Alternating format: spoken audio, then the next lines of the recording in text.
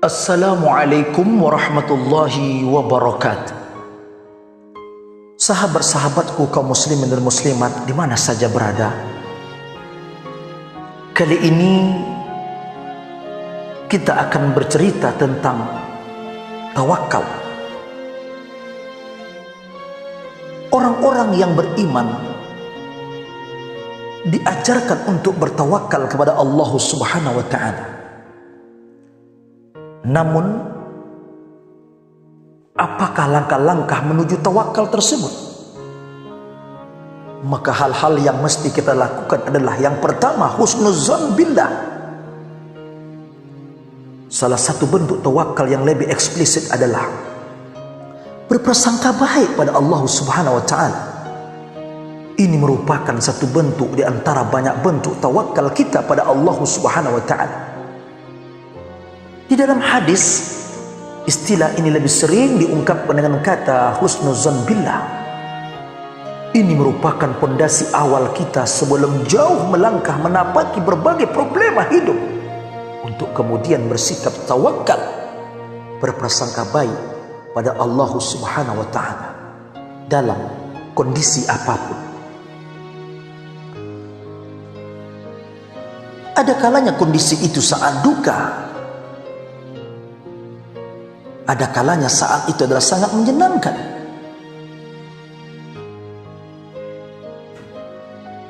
Dalam keadaan duka, tentunya tidaklah mudah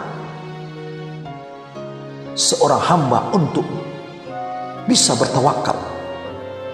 Jika seorang belum dapat bersangka baik pada Allah Subhanahu wa ta'ala pada saat tertimpa musibah atau bencana, maka tingkat tawakalnya masih rendah, atau bahkan dapat dikatakan belum mencapai tingkat tawakal.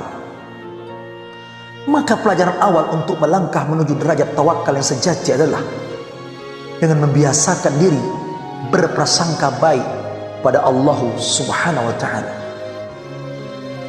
Berprasangka buruk pada Allah adalah perbuatan tercela yang sering dilakukan oleh orang-orang munafik dan orang-orang muslim. Maka kita sebagai orang yang beriman sebaiknya menghindari prasangka buruk pada Allah Subhanahu wa ta'ala.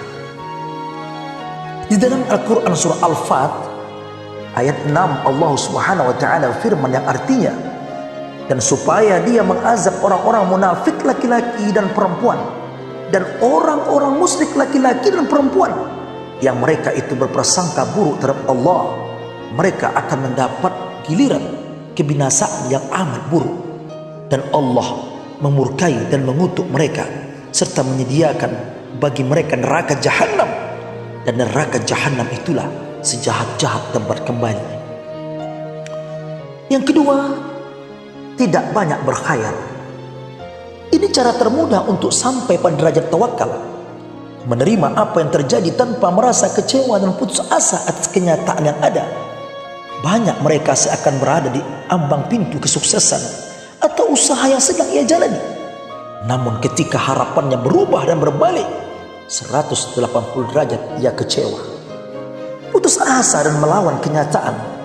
Pada saat itu dapat saja menyalahkan siapapun, bahkan pada yang kuasa. Kita berlindung pada Allah Subhanahu wa ta'ala atas perbuatan buruk tersebut.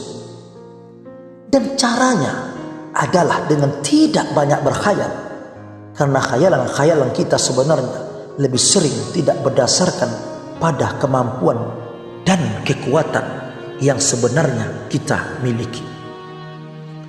Sebagai orang yang beriman, kita sebaiknya sadar bahwa apa yang sudah ditakdirkan pasti akan terjadi, dan apa yang sudah menjadi jatah rezeki kita pastilah datang.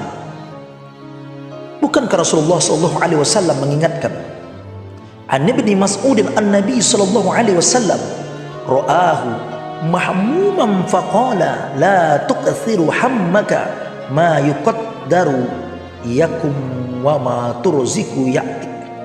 Dari Ibnu Mas'ud, sesungguhnya Nabi SAW melihat dia sedang berkhayal, maka beliau bersabda, janganlah kau banyak berkhayal. Apa yang sudah ditakdirkan akan terjadi, dan apa menjadi jatah rezekimu akan tiba. Hadis riwayat Baihaqi. Yang ketiga, tidak putus asa atas rezeki yang diterima. Suatu Suatu ketika Rasulullah SAW pernah memberikan nasihat kepada dua orang sahabat bernama Habbah bin Khalid dan Sawa bin Khalid. Keduanya adalah kakak beradik. Pada saat mereka bertamu pada Rasulullah SAW, mereka dinasihati oleh Rasulullah SAW.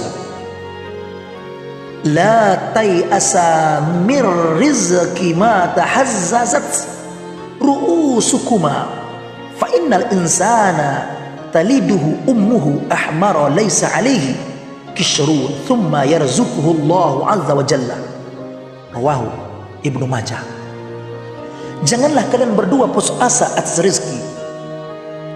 Kepala kalian tidak bergerak hidup, karena sesungguhnya manusia itu dilahirkan ibunya dalam keadaan merah dan tidak memiliki pakaian. Kemudian Allah Subhanahu wa taala memberinya rezeki.